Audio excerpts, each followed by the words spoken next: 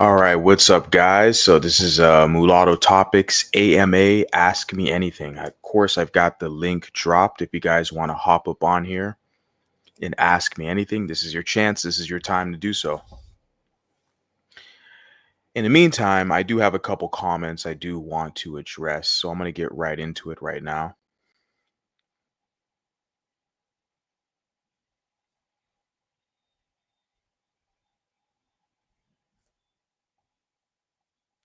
Okay, I'll start out with this one.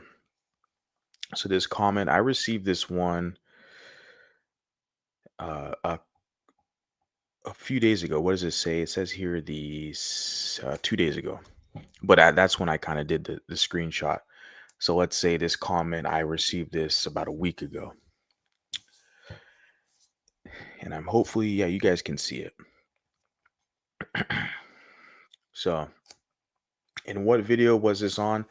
This was on my video. I can, yeah, people are calling out their double standards, which was from like 12 days ago.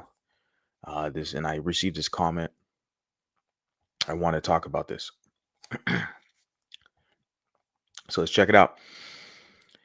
And the commenter puts here mixed women have long been the default quote unquote black beauty standard in both black and white media. That's incredibly important.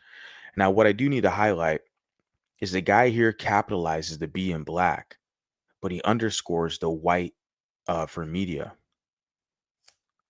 or black and white media, whatever. He capitalizes B for black, but he underscores white.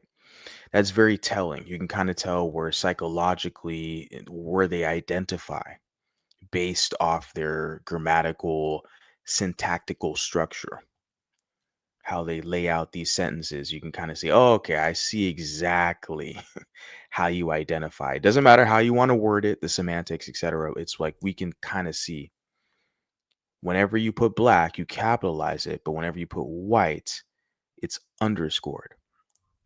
That's very telling. You're kind of telling on yourself here, but just wanted to point that out. But he's saying that, yeah, mixed women have been the default quote unquote black beauty standard. Yeah, in black and in white media, which is critically important. That's why the lady like Halle Berry has rose through the ranks, is like the top, actress. And she's black identified and she, has a white mom and she represents herself as kind of this black actress. But we're like, well, how does that work out? We look at you, we look at everyone else who's black. You don't look like them. You don't look like Viola Davis. You don't look like Lupita Nyong'o. You don't look like these people, But she can play with herself, and they can play with the whole kind of game with the whole black comes in all shades and all that. They have their whole protocol. But yeah, both the black and the white media, they have basically curated and marketed mixed women as the default setting. In today now we see with the Z's, the Zennials, this generation, they say we have like Zendaya, they have her, and then I see these articles where they're trying to say that she's the highest paid black actress. We're like, wait a second, Zendaya's black? You look at her, we're like, no, this is a mulatto lady. Okay. So continuing on, it puts, especially when a palatable, racially ambiguous figure is needed to appease white audiences. Yeah, exactly. Yeah, that's kind of thing. He worded it good right here in this aspect where, yeah, basically racially ambiguous figure like Zendaya, again, she could be casted as like a Arabic lady, Middle Eastern lady, right? Or something like she could, even Rosario Dawson is kind of like that as well. She's a mulatto from Cuba. I think her heritage is Cubana. Rosario Dawson, she's kind of, she's an older lady now. She was more so active, or she's in the Star Wars series, but I remember her when I was like, a kid, like, several years ago. So Rosario Dawson. So she's ambiguous. The ambiguity is it works out a lot in the favor of a lot of these ladies. They could be casted as anything basically, right? That's why Rosario Dawson is playing an alien, in Star Wars. Like she could basically be casted as anything. I remember her from Josie and the Pussycats. There was a movie. You guys remember that one? I don't know if you guys remember it. You millennials. This movie, Josie and the Pussycats. As I remember, Rosario Dawson was in that movie, and was like a rock star chick, right? But yeah, like I'm saying, like even looking now, she's in Star Wars, and they're positioning her as like this aliens, like because these some of these ladies they could play anything. They could play literally anything. Like a Zendaya is the best example. She could play anything. You know that ambiguity works in their favor for sure.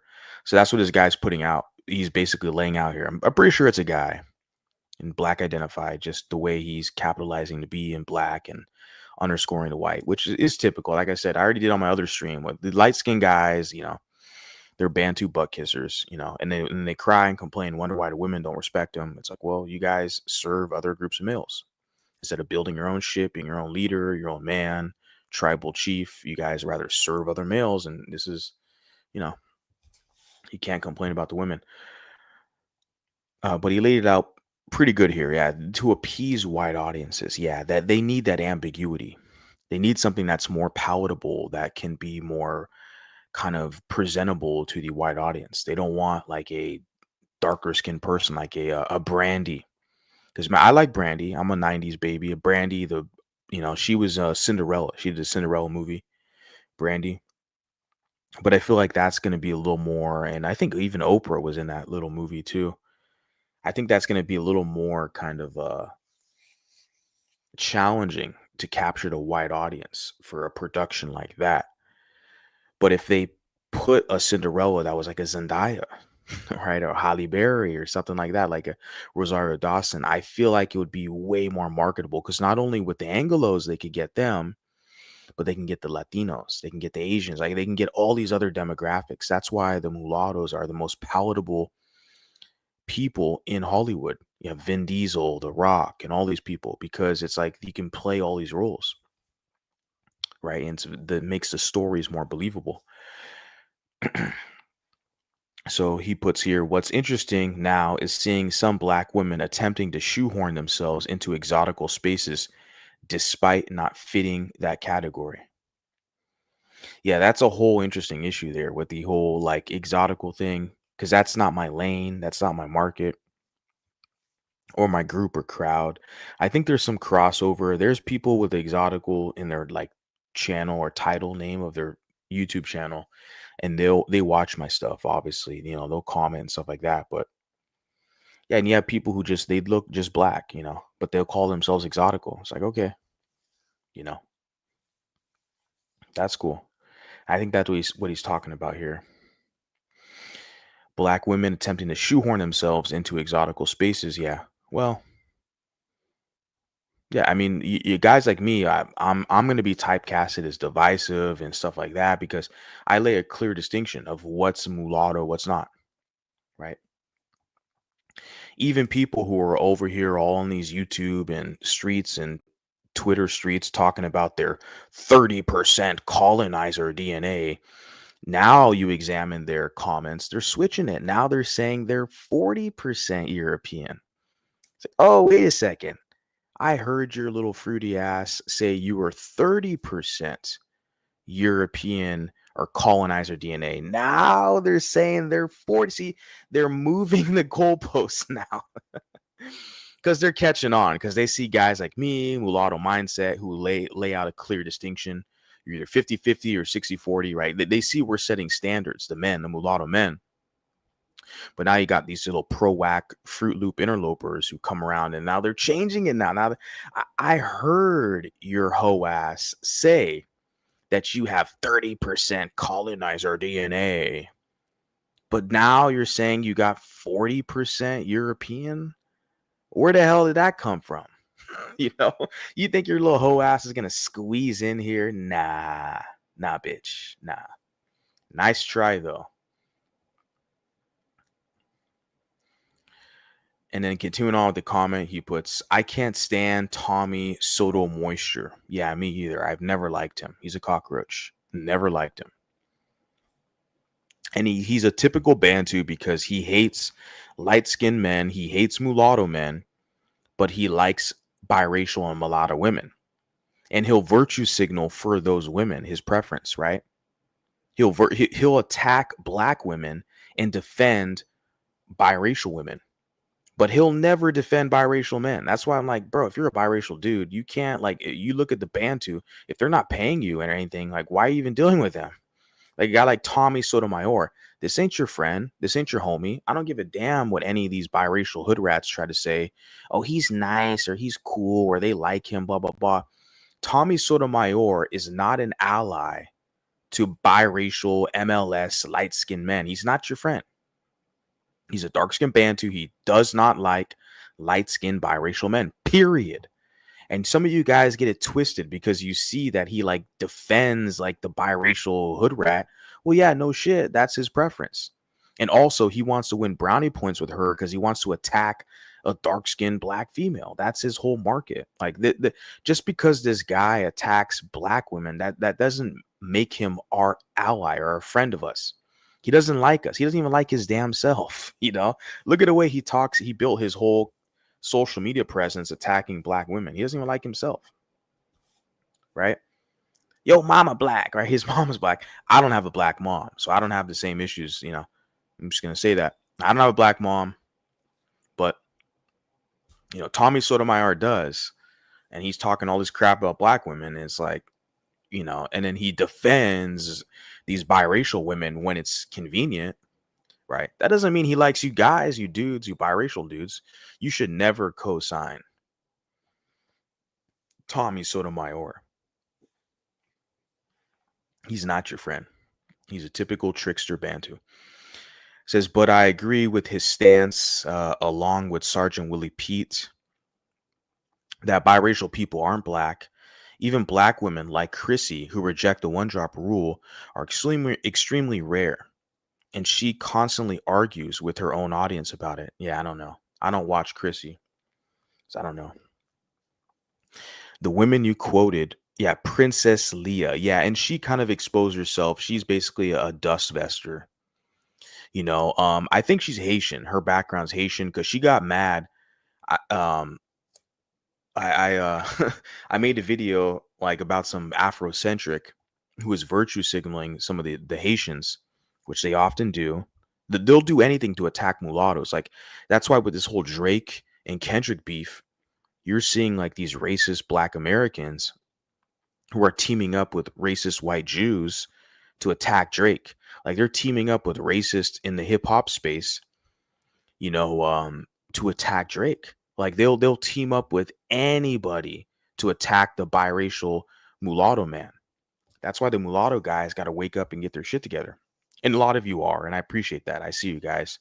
Pariah Disciple, I appreciate him. I see what he's doing. And Light Skin Historian, I appreciate what he's doing. I see what he's doing. So a lot of you cats, you guys are kind of waking up. You see what's going on.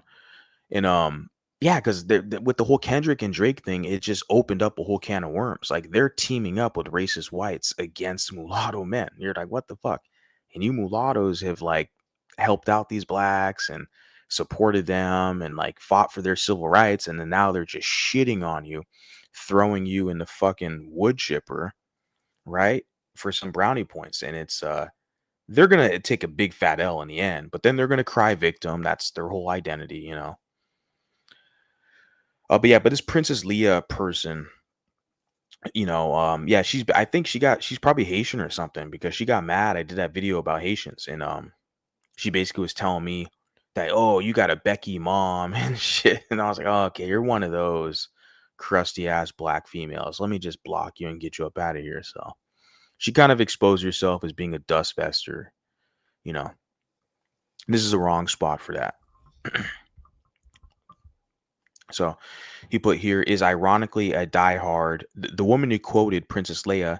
So this guy probably did his homework. I don't know who this guy is, but the fact that he capitalizes B for black and underscores W for white is very telling of this character here, or this guy. I don't know. Very telling. Okay, this is already just pro-whackism 101. That's the first L right there. But I guess he's already noted this Princess Leia person, which I don't, like I said, I don't know if she's Haitian or whatever. She's a dust vester. She's a divester. So that right there is whatever. okay, is ironically a diehard crystalline kerosene supporter and pro swirler. I don't know who. I've heard that name several times. It's a YouTube content creator, crystalline kerosene. I don't know who she is. She's a pro swirler. I know she's with the BWE, Black Women Empowerment, Divester, and all that. Okay, they're all weird, goofy savages. I don't care. I don't know. I've heard some of the names, like with this person, Crystalline Kerosene. I don't know. And they're just temporarily upset with black males. They all serve dark skinned black males at the end of the day. They just want to kind of attempt to make them jealous or something. That's what it is. Like the white guys are going to get Asians or Latinas. You're their last option. Okay, the dark skinned black female. You're their last option. They're going to get the Arab. They're going to get the women they can assimilate with and have a heir to the throne with. So they're going to pick Latinas or people who are mostly European, Hispanic, or Asian, etc. They're going to pick them. You're like their last pick. They'll pick a mulatto way before they pick you, right? And that's why they hate mulattoes over there, unless you have a black mama. But that's not the majority. So they're going to basically try to exclude most of you. It's the same thing with the males, the Bantu males. It's the same game they play with this whole CDO father and the whole divester shit. They all work together. It's the same confused Bantu slaves, okay, trying to punk you mulattoes. A lot of you idiots fall for it. So yeah, I've heard of this crystalline kerosene person, but I don't care. I've never watched one video. I don't know. I just know she's BWE, divester, dustvester, swirler. It's just the same goofy pro whack shit at the end of the day. She uses a profile picture of a well-known, attractive, unambiguous black model. You see how he capitalizes black for, B for black. You see that? Yeah. Who I follow on Instagram. And lets men believe it's her whenever they compliment the image. Meanwhile, she posts about struggling with weight issues. So you can imagine the reality of how she actually looks like. She's a type who promotes swirling, dating interracially, but hates mixed women because she sees them as competition. Oh, I know. She's a dark skinned Bantu. I know she doesn't like mixed women. But she can trick the mixed women who have black moms to think they're a part of her team. Right? That's the thing. And it's the same thing with these black guys who try to trick the mixed guys who have black dads and think you're a part of their team. I'm like, I think a lot of you, the guys, they already know what's up. They see with this whole Drake and Kendrick shit, and even not even that. You in society, you see this whole dark skin, light skin shit. You're like, what the fuck? You know, wake up and smell the coffee. But I agree with what this guy's saying. Yeah, but she hates mixed women. Yeah, she sees them as competition, right? Because Brad and Julio and all these other people, they'd rather pick the pretty, light skinned, soft featured mulatto than the darker skinned female. Yeah, they'd rather pick the mulatto. So inherently, they're going to hate mixed women because of that. Right. And then while this also bashing black men at every opportunity. Yeah, it's typical with the dust vesters. They got to kind of channel their anger and animosity. So they'll conveniently pick black guys who they all love and worship, by the way. I mean, you're a biracial guy, you know that. These chicks, they're not picking you, number one. If you're a mulatto dude, biracial, mixed dude, light-skinned dude, MLS, whatever you guys want to call it, talk to mixed chicks. Mixed chicks, they're always going to try to seek you out. They're always going to prefer you. If it doesn't work with them, depending on your environment, you got Latinas, you got white women, you got so many options. But are the black women, do they have a reputation for choosing you?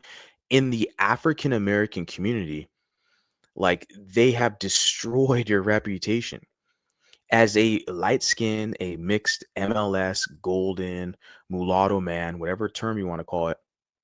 You as a mixed dude, you have such a solid chance. If you go to Africa, you go to Kenya, you go to Ghana, which I've been to, your chances are really good. You're going to find a mate, a partner over in Africa, even the Caribbean. You're going to have so many options in these other countries. Your status is not diminished over there. In the United States, in the black community, dark-skinned males and dark-skinned females have done everything they can. I'm not saying all of you guys, but the standard protocol to destroy the mulatto biracial light skinned man's sexual marketplace value. They deem you as weak, kind of a light version of a real man. They've done everything they can to destroy your sexual marketplace value. And you sit here looking around like, what the fuck? Just go get a Latina, go get a white chick, go get a mixed chick, right? Not the mixed chicks who identify as black, but who kind of the mixed chicks who grew up in the suburbs, or they have, they're more enculturated in like European culture. Yeah, that's your chances there. It doesn't make sense. Like, why are you going to deal with people who have already like tried to, they're actively destroying your marketplace value, deeming you as weak, and that's what that whole divester shit, like, they they're just temporarily upset with Tyrone because Tyrone's messing with these other groups of women. But these divestors, I've already known this from day one. They all serve blacks, like Cynthia G and the rest. They get their baby mamas by black guys. They're just disgruntled hood rats. That's it. They all identify as black, serve black. That's their baby daddies and stuff. So, but you as a biracial guy, they're not your buddy. They're not your friend. Okay. She's actually right and wrong with her statement. Mixed women occupy a unique space outside the black community, which black women do not have access to, where they are often racialized differently. That's true. And within the black community, where many black women claim them even to their own detriment. Yeah. It's funny because they'll claim mixed women as being black, but then they'll turn around and cry colorism or European standard of beauty. A lot of these doofus black females, they'll claim Zendaya as being black or Alicia Keys is black, but then they'll turn around and cry, well, it's colorism, European standard of beauty. Like that's what he's saying about, like, they'll claim them, but to their own detriment.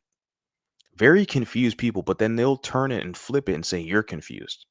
You got a white mom and you're confused. I'm like, nobody's more confused than you people. I always push it back on them because that does, how are you going to claim someone who's biracial?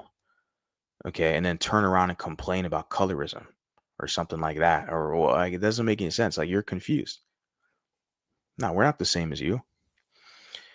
This is mostly black American women phenomena. They'll celebrate mixed women who marry white celebrities. Yeah, Meghan Markle's the best example of that. They'll claim it as a win for black females, right? Meghan Markle. Yeah. As a win for unambiguous black female desirability. Try to downplay successful biracials with white mothers, pretending they don't exist. Yeah, Alicia Keys. Yeah, exactly. Yeah. Mariah Carey, her mama is not a black, right? But they love Mariah Carey. Like, you name it, the other ones. There's so many. I can't even like name them off the top of my head at the moment. So, and then they'll claim we're all mixed anyways. Yeah, but they look at they're a Bantu, dark skinned Bantu. They're not mixed. Okay. But they'll claim we're all mixed anyways, and then they'll turn around and cry colorism. Yeah, typical Bantu behavior. So mixed women shouldn't identify as mixed, which is a mindset far less common among black British women, who are generally confused why black Americans gloated over Meghan Markle marrying a man many didn't even find desirable. Interesting. In the UK, debates amongst black women highlighted that Meghan's racial admixture grants privileges unambiguous women don't have, a nuance many black American women overlook. Conveniently, they know what's going on. They can, because they're duplicitous. They look at mixed people as a tool, as a utilitarian tool to be used. They look at you as a proxy. They can use you as a bridge to get adjacency to whiteness. And a lot of mixed people got to wake up, smell the coffee, and be realistic about this. You think these are your people, your brothers and sisters, whatever. But it's like a lot, they look at you, they want to use you to get access to these other groups. And they'll sit there and play dumb or oblivious to the reality. But no, like when they claim Meghan Markle, like, yeah, that's because they want to use her to get closer to white adjacency. That's it. That's the only reason why they claim these mulattoes. They also attack women like Zoe Kravitz for embracing their mixed identity, though this is slowly changing due to tensions between exoticals black women and unambiguous black women trying to claim exotical status. Yeah, all that exotical stuff to me is very confusing, pun intended. To me, they're all just black women. There's not mulattoes. Mulattoes don't identify as exotical. And not until and if they find my channel, you know. There's one lady who had her title was Mulatta Exotical or something like that, but she changed her title. Yeah, because like the mulattas, like the exotical space, they're not a comfortable space for mulatta identified women. Like the exotic, it's a black space. Like they're not gonna uphold or adhere or honor your European heritage. Okay.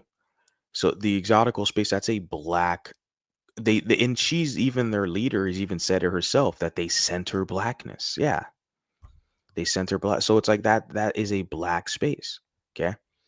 So if you're mulatta, I just don't see mulattas who are going to be over there dancing around unless once they find my channel, then they realize, oh shit, they have another option, you know. And I'm a dude. I'm not gonna do all the little pretty girl talk and all that stuff, But they realize that there's a real this is a mulatto space over here, okay?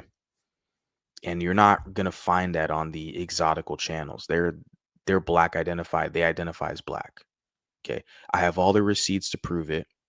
You can try me, and I'll fucking bury you. Okay. In the UK, debates amongst black women highlighted, yeah, privilege ambiguity with nuance. Yeah, okay. Let me continue on. You're right that mixed women often want the benefits of the black community. Okay, he's agreeing with me here. But it's telling that Brazil, which is home to a massive mulatto population larger than black America, has no equivalent to black American media representation. Why don't they have their own TV network shows or films in the same way? Could it be because a majority black population views mixed people to a higher standard than mixed people do amongst each other? Yeah, exactly. Black people view mixed people in a higher regard than mixed people view themselves. Mixed people, a lot of them, they're basically proud sheep, proud scapegoats, right? They don't like you look at the light skinned men, like they don't even honor themselves. They don't care. They just want to serve dark skinned Bantus and get some little hood swag and be down with the hood and fit in with that whole culture. And they've been, enculturated that way to not even have their own personhood identity, to just serve other people's agendas, to be their foot soldiers. The programming is very deep. Now it works with the women and the men, but for me, I'm gonna focus more so on the men because it's futile to focus on the female because the thing is like if the men are on top of their shit, women are naturally going to be drawn and are going to support what you're doing. They're waiting for the guys to get on their shit. So it doesn't make sense to complain or to press on the females. Like it's the guy's fault. It's all your guys' fault. It's my fault too. Like I said, there's a lady. I think it was Pretty Little Reality. And I messaged her the other day, and I told her like sometimes you'll hear vitriol in my voice. You'll hear some choice words. I'm angry. I'm angry at myself because I wasted time. I was gullible and naive enough to fall for the pro black shit. And you look at black people treat in America, I'm talking about black Americans, they treat other black people worse than anybody. They'll stalk you, they'll dox you, they'll harass you, they'll file fake police reports, they'll call CPS on you. Like these are black Americans doing this other blacks that they don't agree with. And that's what I was telling this lady. I was telling her, like, look, white people aren't doing this shit. They'll cry about white supremacy and the KKK and all this stuff, but it's other blacks who are harassing, smear campaigns, false allegations, doxing you, trying to destroy your reputation. These are blacks doing that. So I was telling her, like, basically, you hear sometimes in my voice where I'm like, I'm irritated at myself for being a knucklehead and being gullible to fall for the pro whack shit, and waste time doing that.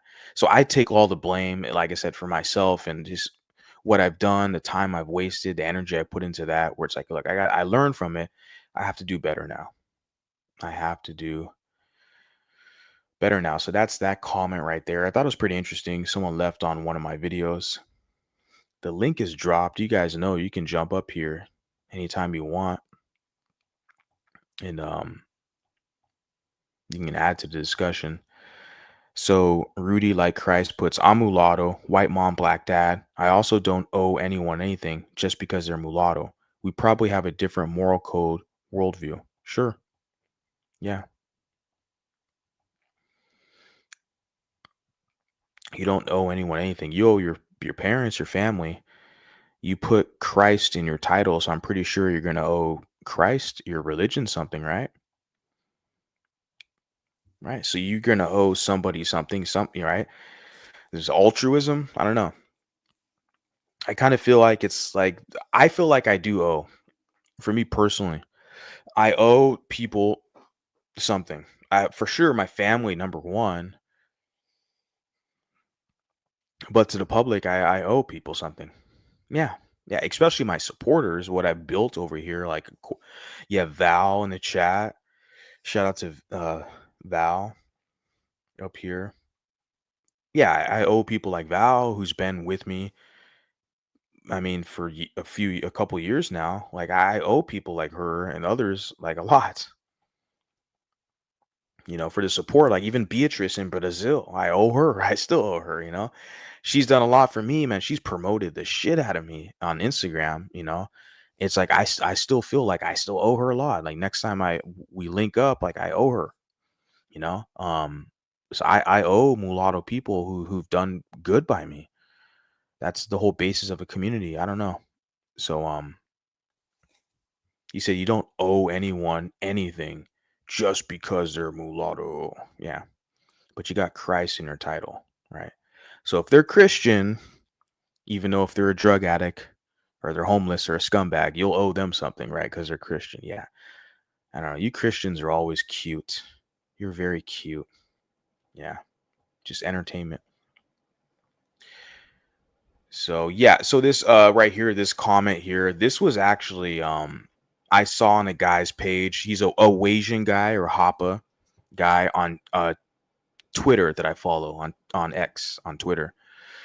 And he has a website, and he talks about the dynamics of interracial between white, Caucasian, and Asian. He goes in a lot into those dynamics, and he has a white father and a Asian mother, which is the most common interracial pairing in the United States of America. And on that guy's page, he has like a website, and I checked out his website. It's like a WordPress website, and he had a link there, and I clicked the link and this image popped up.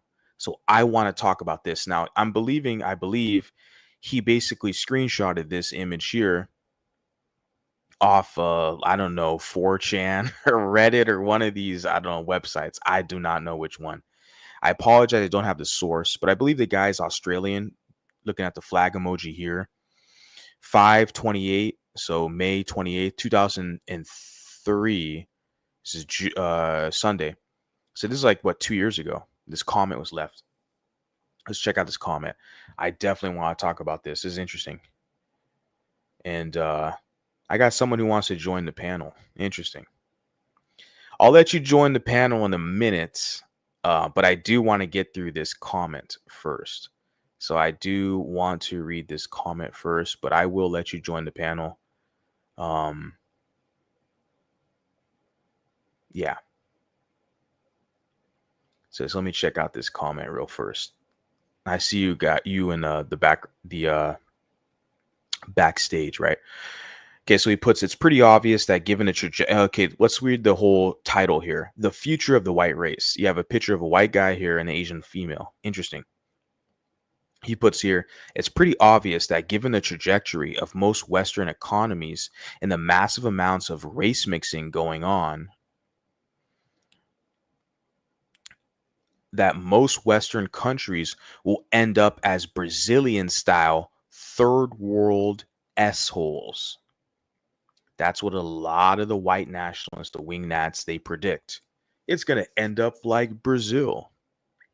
Brazil is beautiful. I'm going to go back there soon. Like, man, man, the most beautiful people on the planet you're going to find in Brazil. I mean, there's nowhere else. Like America, we got a lot of good looking people, right? Colombia has a lot of good looking people too, but man, Brazil is right up there.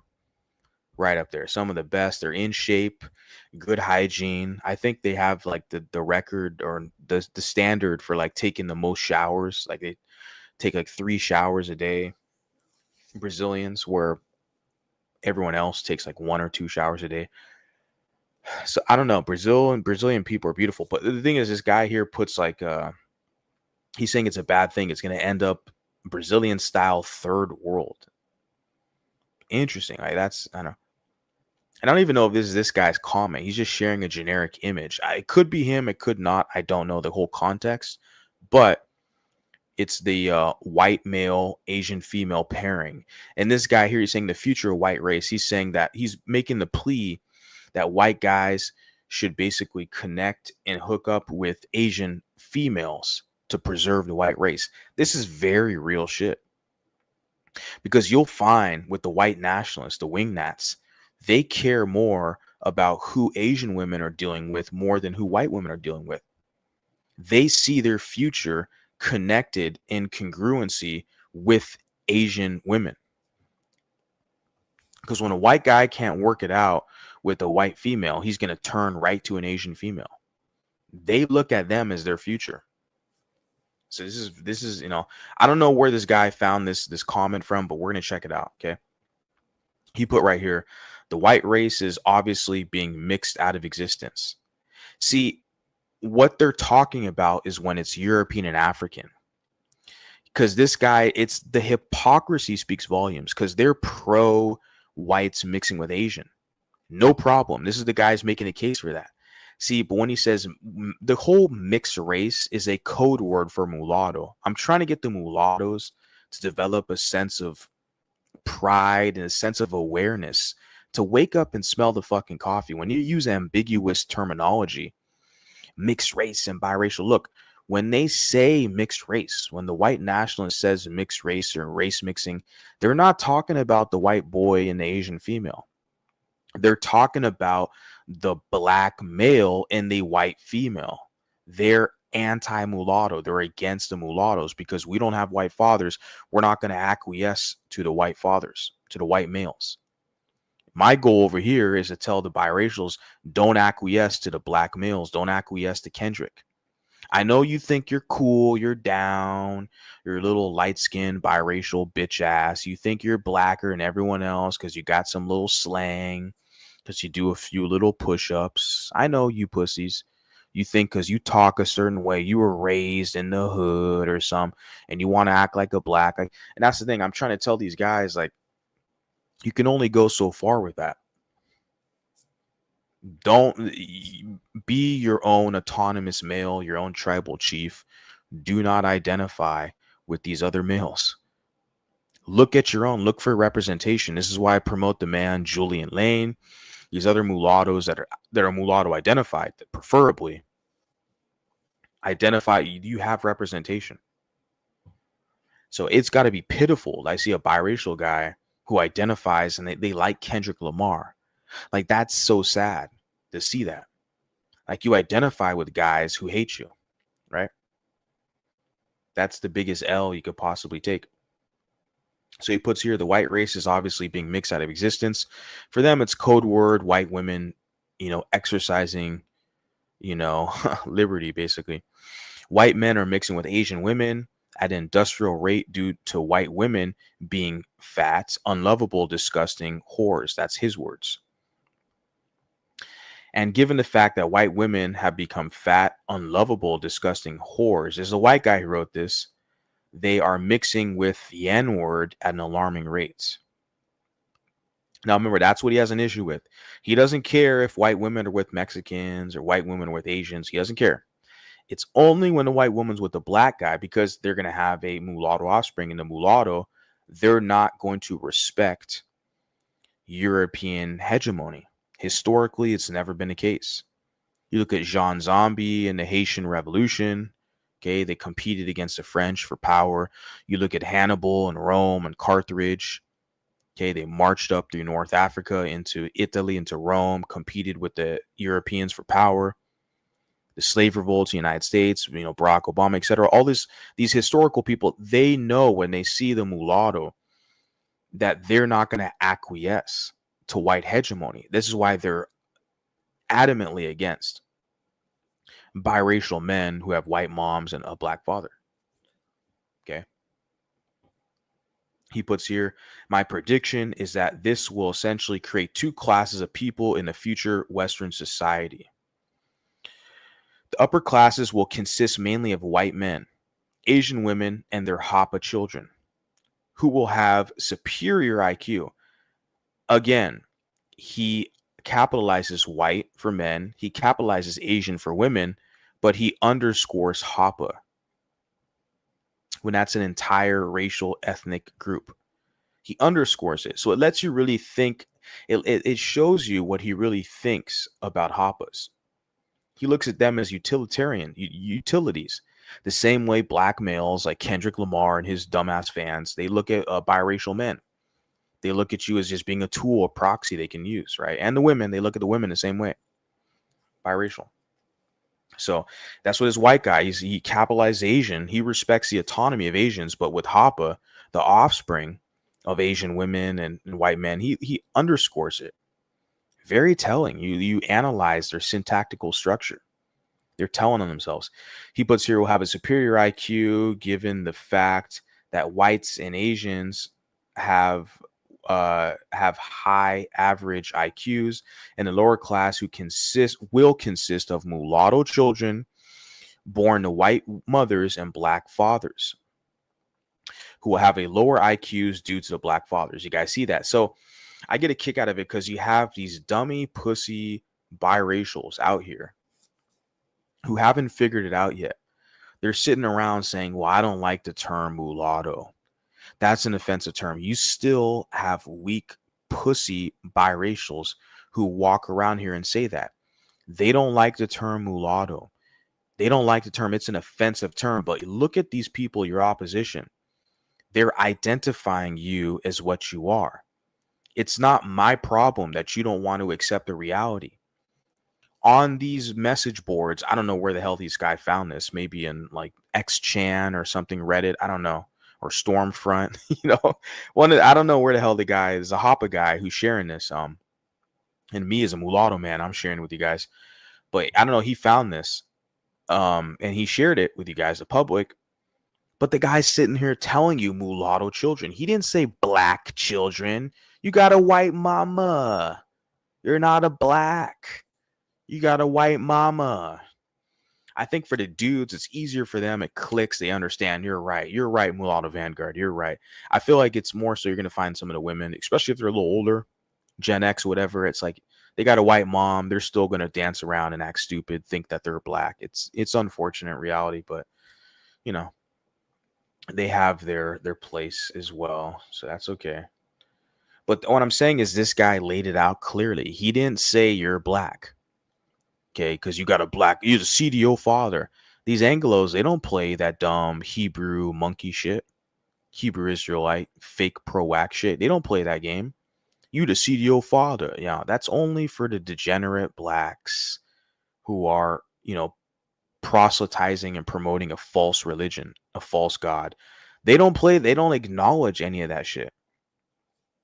That's why they're saying you got a white mom and your dad's black. You're mulatto. They're telling you right out of the horse's mouth. Because isn't that what your opposition tells you? Oh, they just gonna see you as black. Because black is dominant. Because if you're mixed, you got black, you just gonna be black. Isn't that what they tell you? But yet the white guy's literally telling your ass right here. Well, they got a white mom and they got a black dad and they're mulatto children. But their IQs are going to be lower because of the black father. You guys see that, So much for the blacks. It's funny because a lot of the black fathers want to boost their egos and claim the children as black. But these white guys are talking shit to your dumb ass. They're telling you, like, the kid's going to be low IQ because of you, boy. It's not a win for you. Let me continue on. He puts, with Asian mothers tending to be very involved in the academic success of their children, and with white men tending to be more dutiful and involved fathers in their kids' lives, these Hapa children will grow up with more stable family unit than their mulatto counterparts. He makes an interesting argument.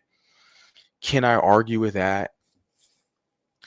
No, I don't know, because I'm from California and I've had many Hapa friends growing up, many Hapa friends, and then I'm from Anaheim, California, where Disneyland is at. And I think about it, even talking about it right now, like I've had a lot of Hapa friends growing up. It was kind of common, and yeah, I mean, one guy named Brian, one guy Alan, and yeah, man, I don't talk to those guys anymore. This is a long time ago, right? Like over 20 years ago.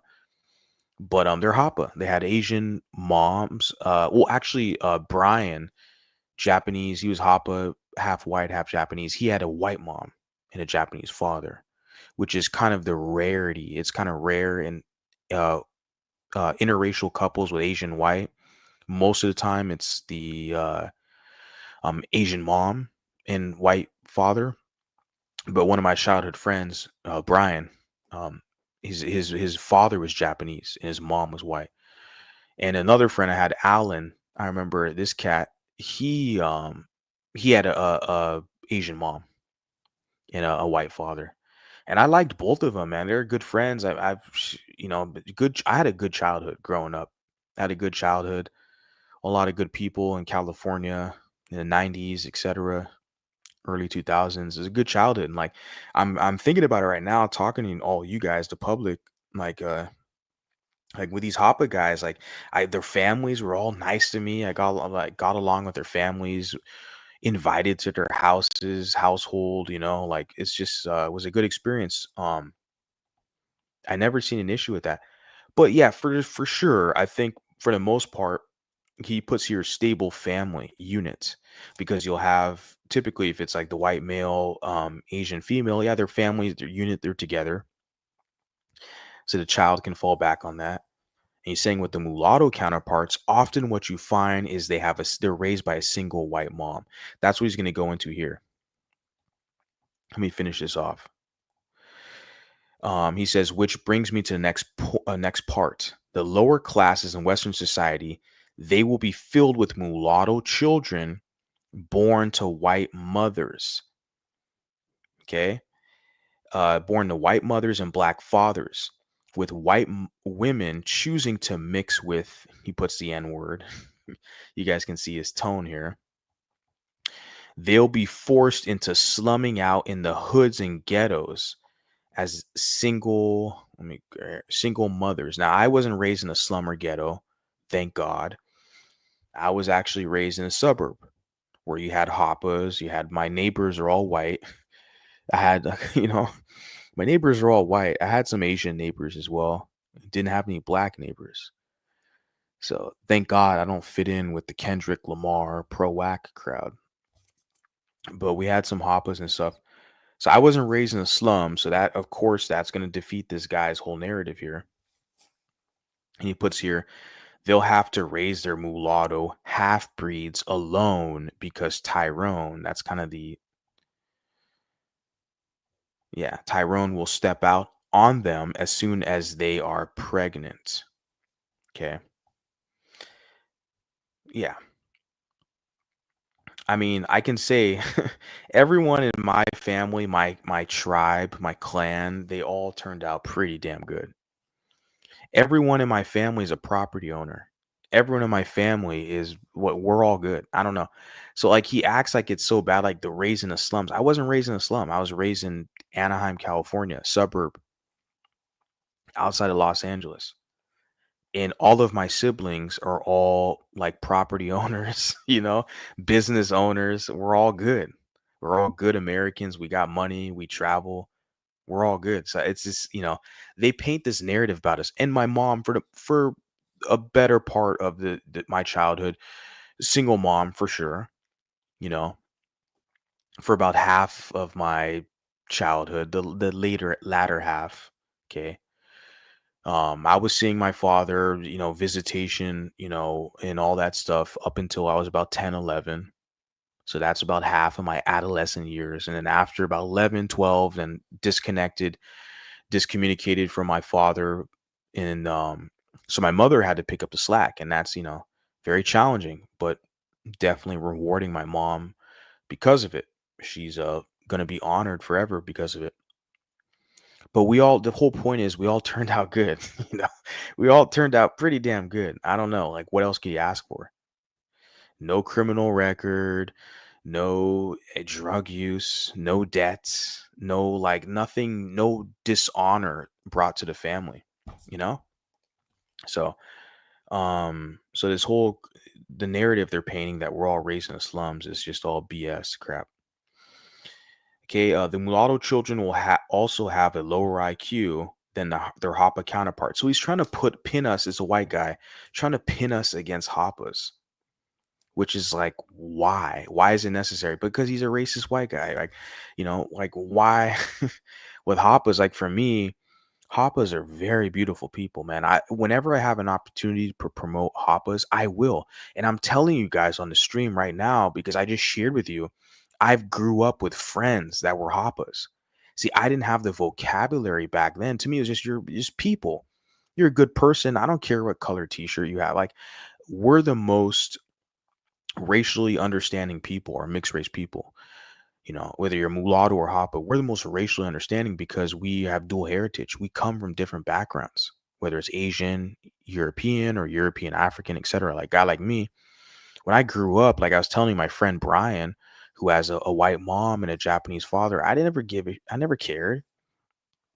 Me and him were friends, and one of my other friends, he had a Mexican father and a white mom. Was there? She's a member of the PTA, Parent Teacher Association. She was like, I grew up with these people, and eventually I'm going to share some kind of photos and pictures, back then, share with you guys some history stuff with me. And it's like, I never thought about this stuff until now, talking about this type of content, this material, and going deep into this, where it's like, to me, as a growing up in California as a 90s, it was never an issue. It was never, oh, you're mixed or you're blah, blah, blah. We're just people. We're living our lives. We're Americans. This is the American reality, and but there's a lot of people in this country who are against that. They're against that mixed race identity, the inevitable future where people are mixing, whether they're Caucasian, Hispanic, Caucasian, Asian, Caucasian, African. Like people are really trying to kind of suppress us, right? It's a reality we have to acknowledge. So like I said, I always promote Hoppas just because, like, I just talked about my friend Brian. I had a friend Alan, and I was invited to their house, their home, spent time with them. Like, they're friends. They're good people. Like, there was never an issue, So I've always acknowledged this. So, but this guy right here, he's trying to compare mulattoes to Hoppas, but then he's a racist white guy. It's like, what the hell is the comparison about IQs or how we perform on test scores or in society? It's like, how is that even relevant? What does that mean? We're just existing, trying to thrive in this society. But these other people, they're trying to put people, that's what they're good at, though. A lot of the racist whites, man, you look what they did in South Africa. They're good at putting other groups against each other, man. That's what their skill set is. Due to the mulattoes having black fathers, the mulattoes will also grow up in disadvantaged homes, which is not true. Okay, due to the fact that they will be raised incompetent white single moms. Okay, he puts here, the mulattoes will thus become the new underclass. But yet were your president, we're your representatives, we are your mayors, we are your sports athletes and stars, we are your media representation. That's why they hate Zendaya. They talk crap about her. This is all a bunch of cope. But shout out to the guy, is a Hoppa guy who shared this on his Twitter, and I'm just sharing it with you guys. I see I still got somebody in the chat. You can just give me a couple minutes. I'll let you up here. Actually, I'll just let you up now if you want to share. What's up? Oh, hi. How are you? Good. Go How are ahead. things? The floor is yours. Go ahead. Okay. Yeah. So it's been a while. I did change my I did change my my wording here. I gotta change that and gotta go back and change that. But yeah, so I had a couple things. It was such a long time. So a couple things I just came up to mention a couple things. One, you mentioned something about that you were angry at yourself because of trying to remember in the past. I guess you thought differently, or you weren't. I guess you were involved in something else when before, because you were talking about you owe it, in terms of doing this content and doing mixed race oriented content and issues. You owe it to people, and you are angry. What I'm curious about that. What were you angry about in your past? I guess before you started doing the biracial mixed race content. Well, for me, I basically already said it's because I was angry at myself for kind of wasting time and being gullible for the fact where I kind of sympathized and felt sorry for Black Americans in their predicament. I felt like, well, because I have a white mom, I kind of grew up around white people, I kind of understand the system and how they have things laid out, how the game is played. And so I sympathize with Black people, and the anger part was the frustration with myself, where I didn't have a kind of blueprint for success to like basically navigate away from that trap. It's a trap. This pro-Black phase that a lot of biracials get caught up in, like the standard mulatto, where it's like you want to identify with them, you want to look more into your the heritage. You want to seek more of an understanding, because a lot of times we're sheltered from that. We grow up in suburbs where there's not that many of them, so we're seeking to kind of learn more. We're embracing our heritage more, so a lot of times we get suckered in and pulled into that, and we get used for all intents and purposes. And so the anger that I expressed was more so with myself, was like, how could I be so stupid and gullible to feel sorry for them and not really study and analyze more and just stay on my own path? Because a lot of us were altruistic. We know we're more advantaged than them. We know we have more privileges and benefits than them. We know we're different than them. So what happens is we try to use that to benefit them, and we end up getting used in pretty much 99% of the cases. So that's, yeah, if that's some. So, do you feel? I'm curious because you mentioned trap and you mentioned use. So, when you were involved in, I guess you would call it pro-black circles, how do you feel that you were used? Because I don't really know your background. You know what I mean? Like when you said those things, I thought, well, that's interesting. we're Uh, hoodwinked we're hoodwinked and tricked into thinking we're a part of their tribe. That's how we're ultimately used. They hoodwink you. There was a guy, who Creole Lady Marmalade is? She did a reaction video. yeah, she's a YouTuber, right? Yeah, YouTuber. she did a reaction video on this pro-Black guy who was very bold. In his video, he talked about how he's like, let's convince these mulattoes that they're Black so we can use them to get information. Like, see, I back then I didn't understand that's their mentality. They literally have this mindset where they want to trick you and convince you that you're Black like them, because they want to use you for proximity to whiteness and white adjacency. That's the trickery that they're doing. They're pretending that you're Black like them. They'll play along and be like, "Oh yeah, you a brother. Yeah, you cool." Like, they'll play with you. And for me, I was naive, whatever, 18, 19, thinking, "Oh yeah, these are my people." Like, I have a Black father, like we're the same. Like, so they trick you. That's what the tribalism, like they'll trick you, but then they'll kick you out of the So, tribe. Once they get what they want from you. Yeah, go right. ahead. So, what I'm curious is this: was there something specific? Because I think what you mentioned there seems to be an overall orientation. Was there something specific that happened to you that led you on this path to becoming more mulatto oriented or mixed race oriented or biracial oriented? Just the it's kind of like an interview. Basically orienting these questions, which is fine. It's you're kind of interviewing me instead of vice versa. Well, The I thing, wasn't intending, but what you said, like, I don't know your background. When you said that, I was like, oh, like, like you were angry at yourself, and I'm like, it got me curious. That's why I asked. I'm yeah, like, yeah, that's yeah. cool. Yeah, no problem. So what caused me? It's just the inevitable. Like over time, and I messaged a lady about this the other day, where it's like the deeper I got within like circles and connecting with people, the more in the Afrocentric circles, the more anti mulatto hate I started to see. Where that's what tripped me out. Whereas like the more pro-black you are, the more you identify with them, you sympathize with them, you navigate their circles, then you really start to see the resentment. Like they don't want you there. They don't look at you as being in their image. They look at you as kind of this outsider outside of the tribe. Like they want you around because they want to use you as a tool to get closer to white people. But when it's just amongst them, they look at you as you're like this, like a proxy.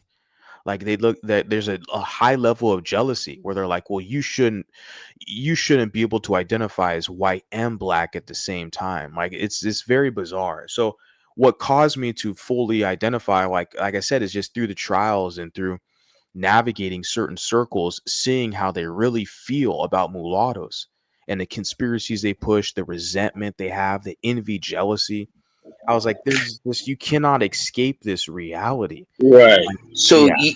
basically,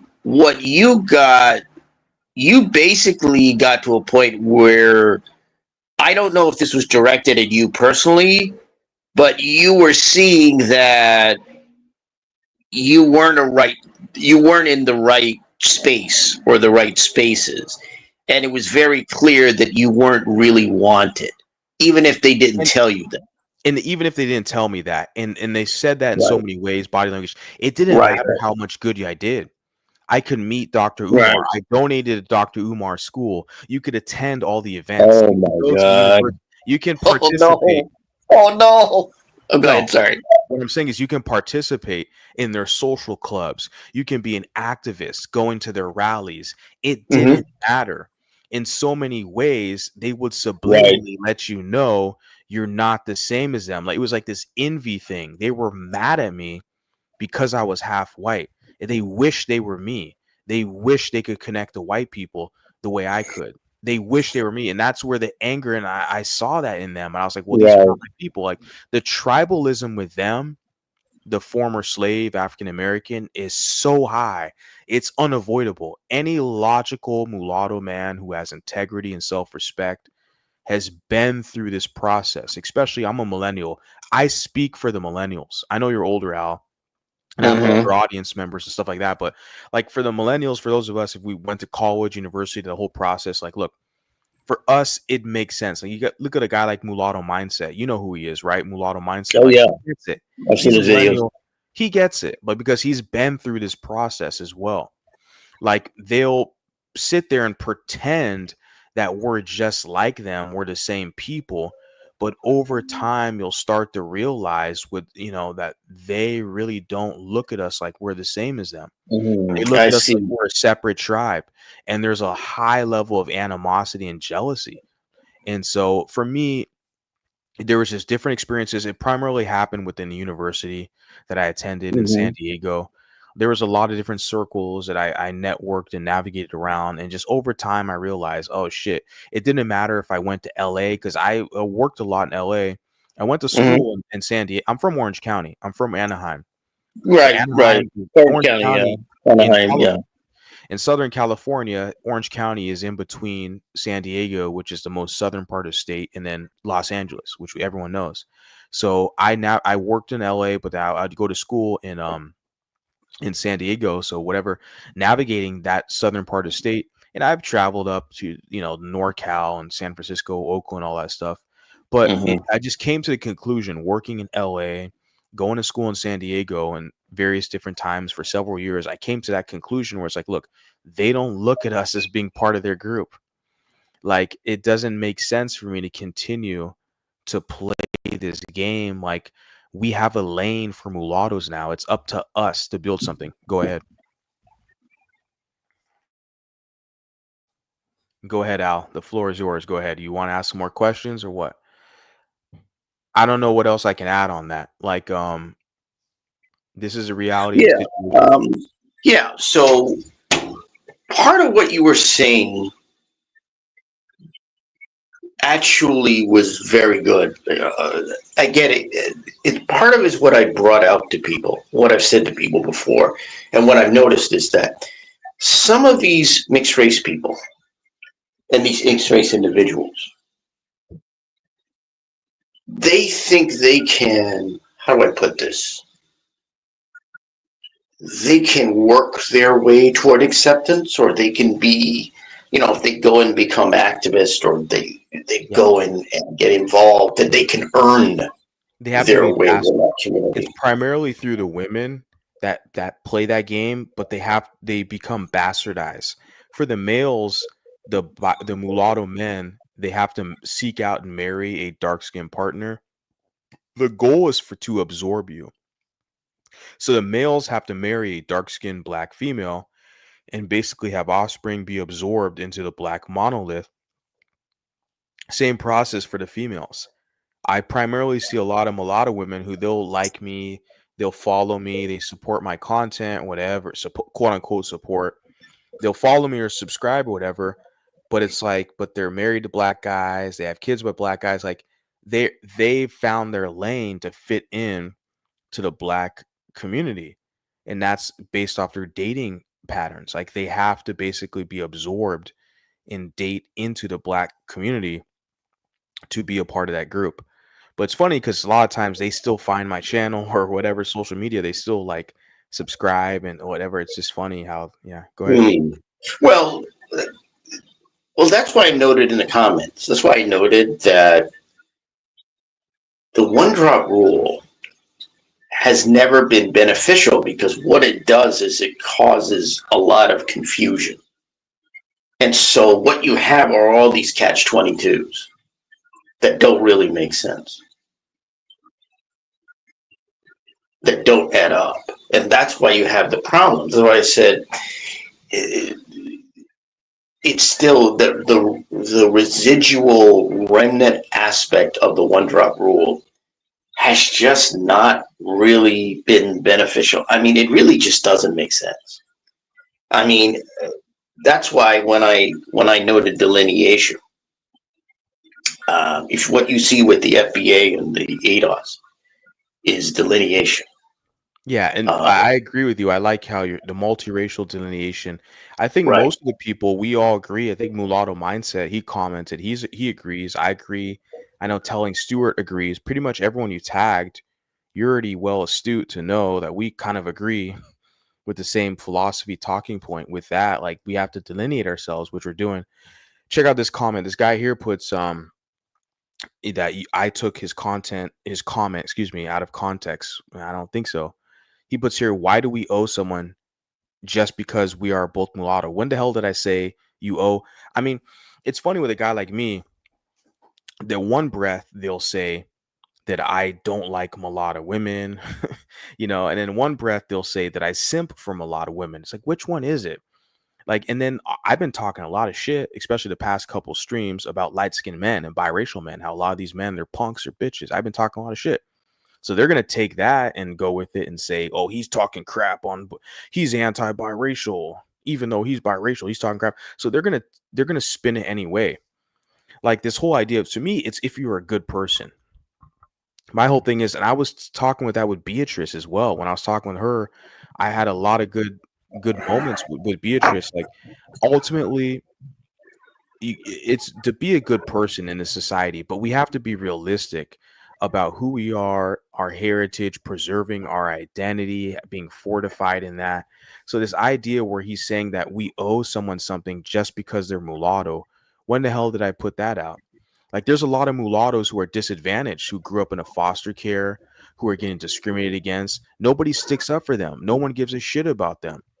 No one, and that's I've the heard thing. a Like, this little guy just about that. I don't know too much about it though. What I'm saying is this guy is not going to even mention that. Yeah, I This have no little idea Christian. who this guy. I saw this guy in the chat, and I'm Yeah. like, I think you this know, is you this. know, I think Al, you this is the know, same guy who hopped up on the panel with you and uh, started yeah. mouthing off. Remember I that was guy? thinking about that. Yeah, yeah, He's a yeah, Christian, radical Christian, one of these radical Christian guys, and I think yeah. that's what it is. And I don't think He's he's a even weird. mulatto. He's I a don't even think. religious weirdo. He's a Yeah, religious weirdo, definitely. And he seemed to have mental problems. He yeah. seemed to have mental problems. That guy was just odd. That was the Because guy. I'm I like, remember you told me he was asking you. He was asking you questions about. Uh, I think Vegas, because you had lived in Vegas. I think you said he was asking you questions about Vegas or something like that. Yeah, that guy was just the way he behaved. I'd never seen anybody I mean, I don't know if it's him. behave Hey, that bro, way on your panel. I mean, I've seen just a people come minute. up on your panel. They're always Just a minute, Al. So Rudy, I don't know, bro. Like, if you want to hit the link is pinned. This is a AMA. Ask me anything. This is your opportunity to hit the link if you want to jump up here and ask me questions. Because I don't even know who the hell you are, which is fine, granted. But I'm gonna go back to your other comment. Um, because there was some weird Christian radical guy, who was tripping out on me. Um, but you put a comment here about like to owe someone just because they're mulatto. That's not the whole point, bro. I've already told you, mulattoes in a lot of cases are disenfranchised in a lot of ways the public overlooks. We face a lot of stigma, not only within the black community, but within the white community. Because now a lot of black people have signaled to white people that they don't have your back. So now a lot of white people are getting super uppity with mulattoes. They're denying us jobs, open discrimination, because they see that black people don't have your back. This Kendrick shit is really like blew it out of proportion, but you're basically on your own now. If you're mulatto, you're your own race. You got to connect and build a tribe with their mulattoes. So that's what I'm trying to tell people. Wake up to the reality of the situation.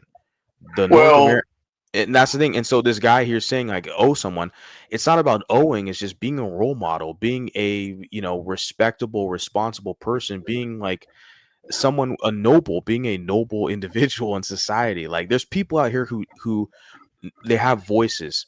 They need their voices heard. Speak up for the voiceless. He doesn't. This guy doesn't get that. Like, Yeah, I got the feeling that maybe he's onto something else. Yeah, I look. I know you have some trolls that come here, or you've had, or you have, unfortunately, like yeah, one or two. Like you don't have a lot. I noticed that. You just maybe bro. have like one or two. Bro, Al, you got a ton of trolls because you're over in that Umar sector. I went to one of your live streams.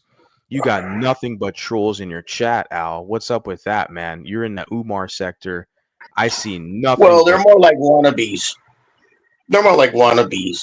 They're I don't know who they are. They're just the unknown people. Because I don't do live streams. Like I don't put out stuff. I don't do content. because I got But Val. She's a moderator here. She's a mhm. solid hardcore supporter, man. She's been supporting me for a couple years. Like, I love Val. I mean, look at the mulatto flag she has, her avatar. Like, so, like I said, she's a real one, she's a solid supporter here. So I don't know. I went into your live stream, Al, like a week ago, and there's just way too many trolls, bro, from that Umar Well, I don't know sector. what they are. Well, I don't know what they are. They're completely unknown accounts because I don't do content. So I don't do content. So I don't put out stuff. So since I don't put out stuff and I don't normally put out live streams or anything like that, you get these unknown people. Now I've had trolls before, and what I see there are a bunch of unknown quantities, kind of like this guy in the chat. I don't know what is the guy you just mentioned. It's a little like that, except they like they go like they're mostly saying stuff like I said hi, and they want to be acknowledged, and it's mostly saying like odd things, Yeah. right? Like a hardcore troll, they Yeah. would go after you. Yeah. That's what I mean by that, hardcore troll. So I don't, when I have kind of done, I don't do live streams or put them out, but when I have done that, I don't really get that. You might get someone from some other space, like the one you mentioned, Well, I don't and know. I'm not there, I so I you gave know. I gave the invitation. I'm just curious, Al, what time is it where you're at in Hawaii? It, oh, it's about nine Okay. something like. Okay, I was just curious because it's late for me, and I'm gonna actually post a poll for my and on my community tab to see the audience like what time is good was better for me to do live streams to accommodate because I have people from the UK, South Africa, and United States. There's like 4 different time zones in the US, like so I want to accommodate people, see what the best time is to tune in. That's why I just asked what your time zone is. All But right, yeah. Good. This Rudy guy, like Christ, I don't even know. Like I offered the invitation Well, oh, to he didn't join want to the. come on the panel. He doesn't Yeah, want. yeah, I get the feeling he's the troll. Yeah, That was my assumption in the chat. that's okay. But Um, but is this a so troll too?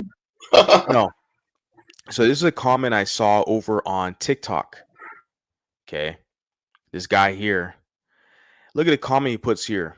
Okay, he puts here, my white friend and I always give our quote unquote biracial friend the side eye when he talks about black and white issues just to make him uncomfortable. What are your thoughts on that? Well, that gets to what you were talking about earlier, right? Like, so, and there's one more thing I did want to mention because those are only two things I really wanted to mention. But so that's why I've mentioned this before. Like, what you have to understand, what people have to understand is part of the reason that I don't really try to give advice to people, but one of the things I do say is like, look, if you are a biracial person, mulatto or black, white, biracial, whatever, and you want to be seen as a monoracial person, you're going to have a hard time in that community because there is not only, I mean, this is a mild attitude. This is someone who just sounds a little irritated, but they don't really regard you as a black person, even though there are people who will say that you're a black person. It's the Catch 22. Catch 22 is a book. It's a novel by Heller, I believe. I forgot his first name, but it's a Catch 22 within that community. And the community, what happens is that biracial people, the more, and here's the odd thing, the more amenable and supportive biracial people are in that community, the less they are respected and the less they are seen as anything other than what they are. And that was my experience, Al. What I was telling you earlier when you first hopped on, like the frustration or the anger I had with myself was I like, see. how Yeah. could I be dubbed? How could I be dubbed and played and hoodwinked to like think that the harder I try or the more pro black I am, that I'm gonna get anything from that when it was like they use that against you, right? That's what I was saying. The anger was with myself. I was like, how could I be so stupid? But I'm thankful that that happened earlier on in my life and it didn't happen when I'm like 40 years old. Like it happened in my 20s where it's like, okay, my younger years, I can still experiment, figure things out, you know. So it wasn't really bad. It was just a Right. life Like lesson. it's Go right. ahead. Yep. But that's what I've noticed with when I see these people who try so desperately, whether there are people who are involved in media or anything else. I my experience in being in biracial groups. Now, again, I don't know anything about what you went through because I never dealt in circles like that. I wasn't, I don't really know anything about that personally. But what I've talked to enough biracial people over the years where I go, well, you have to understand. I mean, in other communities, it's common sense that if you're mixed race, you're mixed race. And you can be involved culturally and you can be involved in ethnic affairs and all of that. You can be very involved. You're still going to be, even if you're accepted within that community, you're still going to be seen as a mixed race person, even though you're maybe a part of that community. And unfortunately, what you see within the African American communities, or what you see, is a lack of clarity because there isn't a delineation, right? That's why I brought up multiracial delineation. I noted, well, if you can have ADOS and FBA oriented individuals state they are delineating, bifurcating, separating, and saying, you're African, you're Caribbean, we're FBA, we're ADOS, we're American. That's what the mulatto, biracial, multiracial can also do. You see, I mean, if you want a very clear example, right? Because they're doing it right now. I don't know if that phenomena had always been around, but you see it being done, right? So when you know the history of being mixed race in this country, and you understand some of the history, places like Charleston, South Carolina, and New Orleans, Louisiana, then you can understand, then then some of this will make a lot more sense. But if you have people who really don't have a sense of who they are and what people like them have done or are doing in this country, then they're more likely to fall to try to be a part of a community which ultimately will distinguish itself from you. Ultimately, there will be, it's like someone told me in a mixed race group once.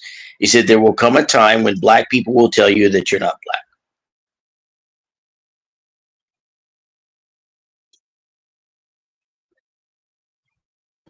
And Exactly. You make a great point. Yeah. No. Yeah. Go that's ahead. just the way that it is. Again, Yeah. I think your it audio really is breaking comes out. I don't know. down to the fact that it really comes down to Your audio is breaking my, out. is that, oh, is that all right now? Go ahead. Yeah. Is that okay? Okay. So I think it really comes down to the fact you still have that one drop rule and it's still a social force within that community. It's still not let go of. And I think a point that I also wanted to bring out was this. You were talking about biracial men and how they're different, how they're, I know you were a little critical of them and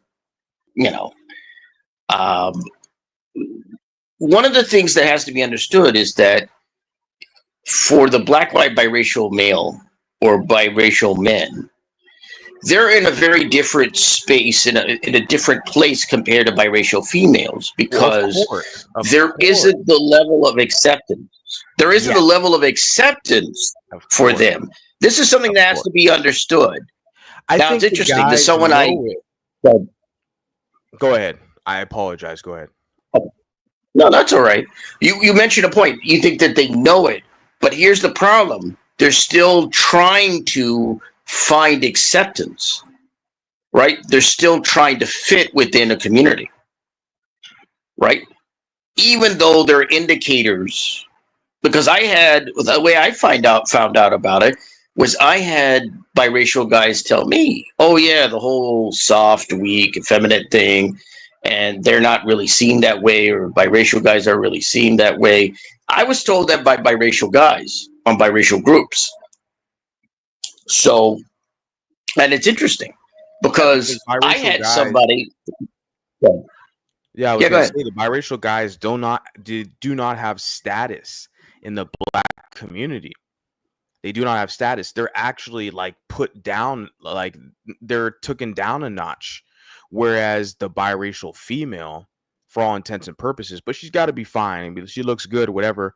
Like, yeah, because the average ones it might be difficult, but the biracial female, like their blackness is not questioned. They're going to be granted a position in that group where it's the biracial guy. You could be an attractive guy, a well-adjusted guy. You have your stuff together, but you're a guy. Like that's the thing. Like it's a very misandrist community, a very misandrist space within the African American circle. So that they're going to throw you under the bus.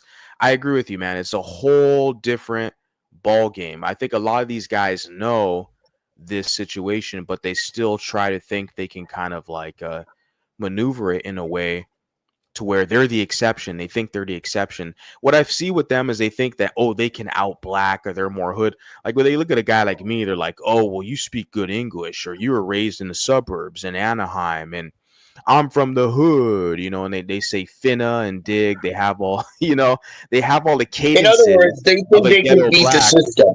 They think they They can think beat they the can beat system, the system, but they're and they still can't. like a mulatto guy. They're still being mistreated.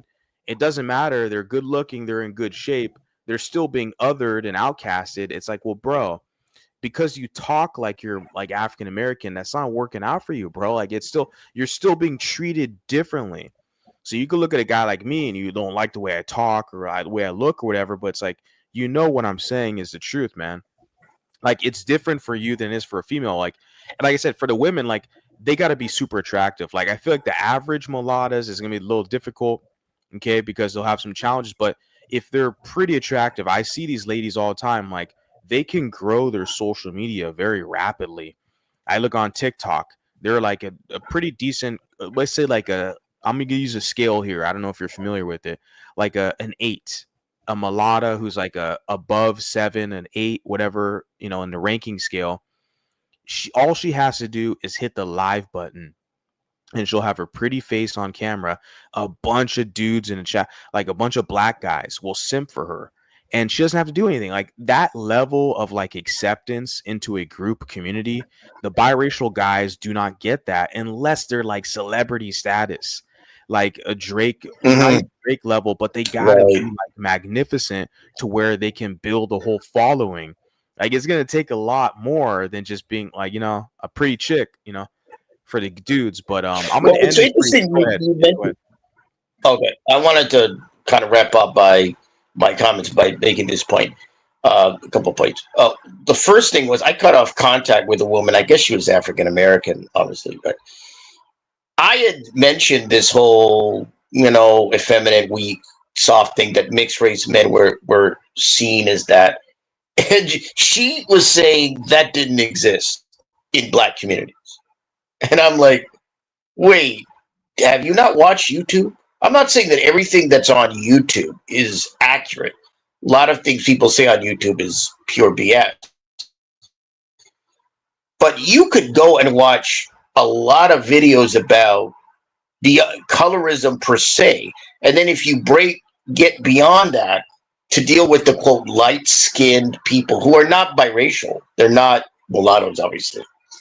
They're the MGMs normally or other kind of mix, but we're basically mixed. But you can see that online and take a look at that. And it's describing a phenomena that obviously a bunch of people say exists, and that is an issue. And yet this person said, was like, oh, well, mixed race men aren't seen as soft or effeminate or weak, which was interesting because this person felt that I was bossing them around, telling them what to do, and all of this, and was going online saying this about me. So let me make this very clear. Just you brought up a point, and I want to reiterate this. You said the biracial male doesn't have status in that community. Here's a point that I will bring up here, and I'll bring it up anywhere else. Show me a community outside of a mixed race space where biracial people control a space or control spaces or control channels outside of their own. Name one space on YouTube where they are running things. Doesn't happen, right? A mixed race person can't go into a monoracial black space and run a channel. They can't go to them and start running things and telling people what to do and asserting themselves. It doesn't work that way with biracial men or biracial women for that matter. Like that isn't the way that it happens online or in general. And I because I think there's this idea that biracial or mixed race people are placed on a pedestal. But my point is this: where are the biracial and mixed race people within these monoracial communities running things? They can never name them. When you They see can the never. people that run, they're They not can mixed never. race or biracial for the They most can part. never name them. I I mean, mean, look what they've you done go with ahead. Drake.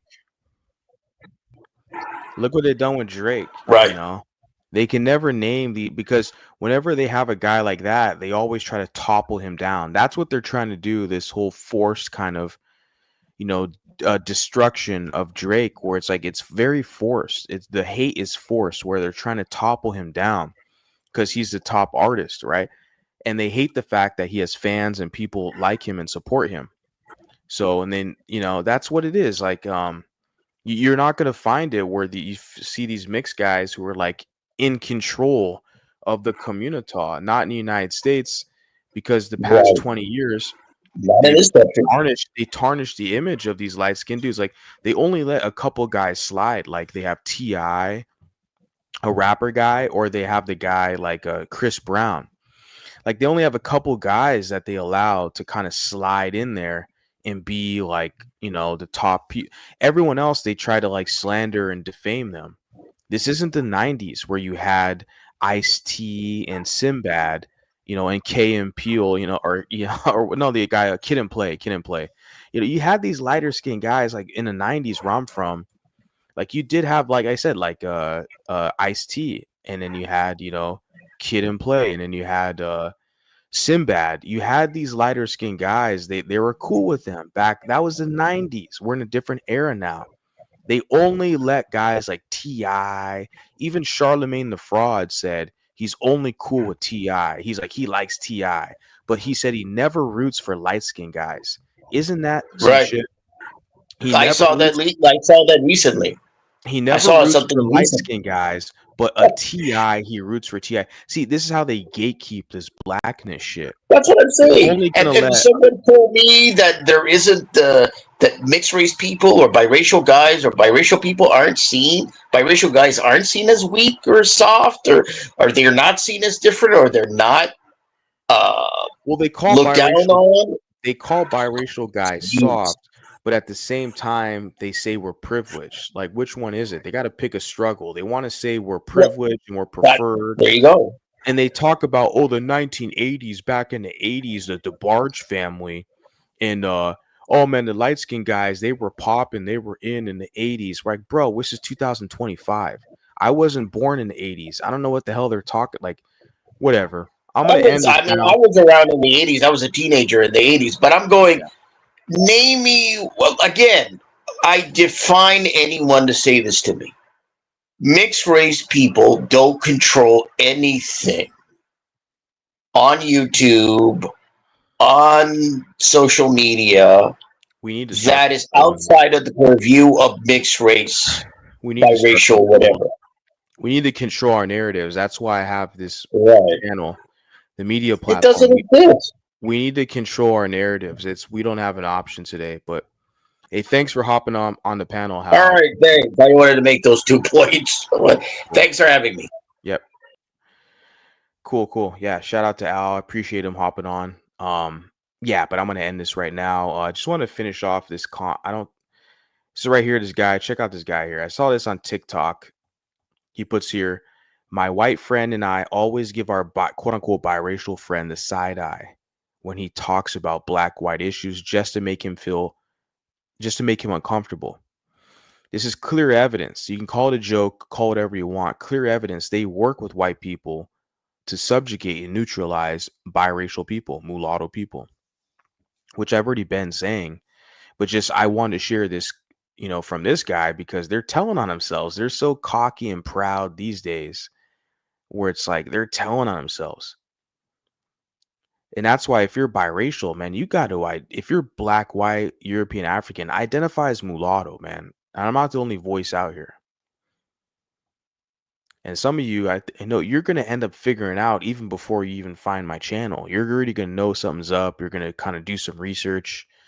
You'll go into YouTube or whatever, Google, you'll type it up and you'll find me or my channel, whatever. But you're going to kind of figure things out on your own by doing research because you're going to come across these people. They're literally telling you they're working with white people. They're laughing with them in the break room at work. They're going to side eye you, right? They see this biracial talking about black white issues. They're like, man, shut up.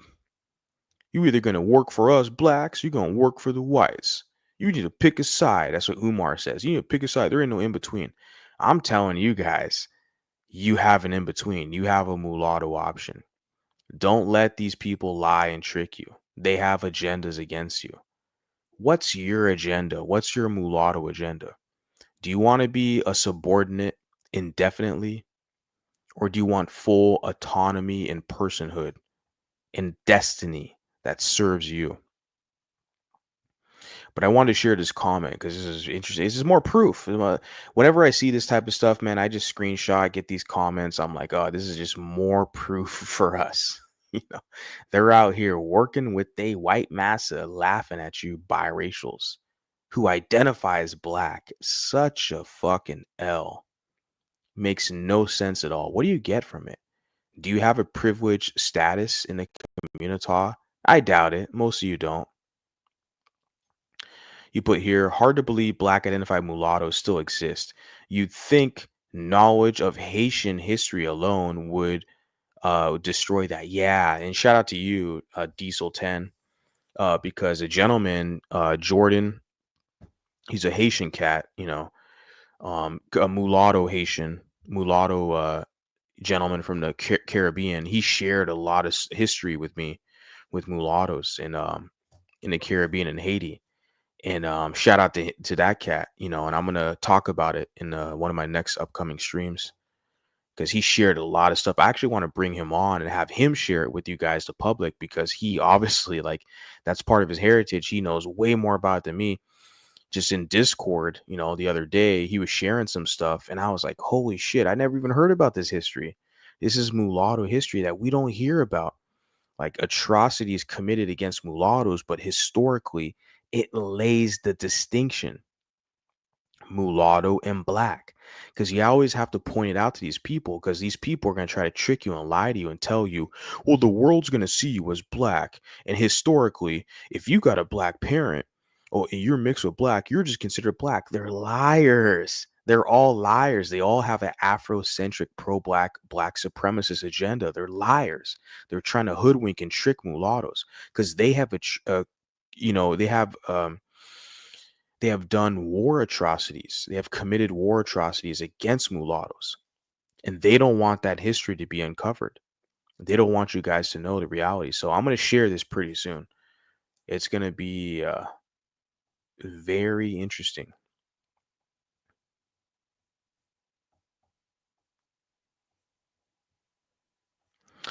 Cool, guys. I appreciate Al. Thank you for hopping up on the panel. Thank you, everybody, for tuning in. Hit the like button if you like the content.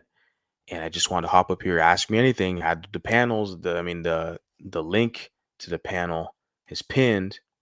I invited the gentleman here, Rudy, the Christian guy, didn't want to accept my invitation. That's on you. The Al Show had the courage to jump up here. It's open. So, shout out to the Al Show for jumping up here. But yeah, I'm going to end this now, and then I'll catch you guys next time. Peace out.